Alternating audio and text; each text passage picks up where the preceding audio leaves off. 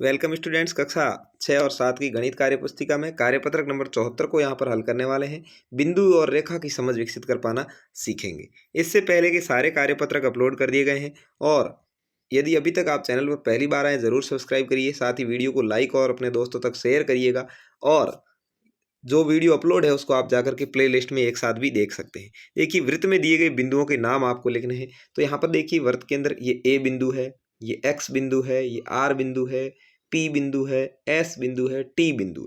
ये बिंदुओं के नाम है। तो ऐसे लिखेंगे बिंदु एक्स, बिंदु ए, बिंदु आर, बिंदु पी, बिंदु एस, बिंदु टी। ठीक है, इस तरह से आपको लिखना है। दूसरा है, दिए गए चित्र में प्रत्येक फूल को एक बिंदु मानते हुए नामांकित करना और उसके नाम लिखने।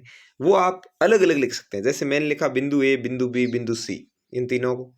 इसको लिखा बिंदु पी क्यू आर, इसको लिखा बिंदु एक्स वाई जेड।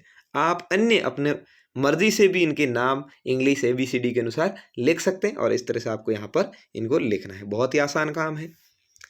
तीसरा है, दिए गए चित्र में बिंदु डी को बिंदु बी से मिलाना है। देखिए, डी को बी से मिलाएंगे, बिंदु बी को बिंदु एफ से मिलाइए, बी को एफ से मिलाइए और बिंदु एफ को डी से वापस मिलाइए। ठीक है, और बनने वाले आकृति का नाम लिखिए। तो ये क्या बना भाई? तीन भुजाओं से घिरी बंद आकृति। क्या है? त्रिभुज। तो इसका नाम लिख देंगे, त्रिभुज बनेगा। निम्नलिखित प्रश्नों के उत्तर आपको देने हैं। देखिए, यहाँ पर दो बिंदु है, एक है एक्स, एक है वाई। आप बिंदु एक्स से गुजरने वाली कितनी सरल रेखाएं खींच सकते हैं? कितनी भी सरल रेखाएं एक बिंदु से अनंत खींची जा सकती है। कितनी भी खींच सकते हैं आप, तो अनंत लिख देंगे। बिंदु वाई से गुजरने वाली को सरल रेखाएं खींची, तो देखिए इस तरह से ये बिंदु बना दिया और इससे गुजरने वाली को सरल रेखाएं आप इस तरह से खींच सकते हैं। ठीक है, ऐसे खींच के मैंने दिखाया। दोनों बिंदुओं एक्स और वाई से गुजरने वाली सरल रेखाएं खींचिए, तो भी आप इस तरह से खींच सकते हैं।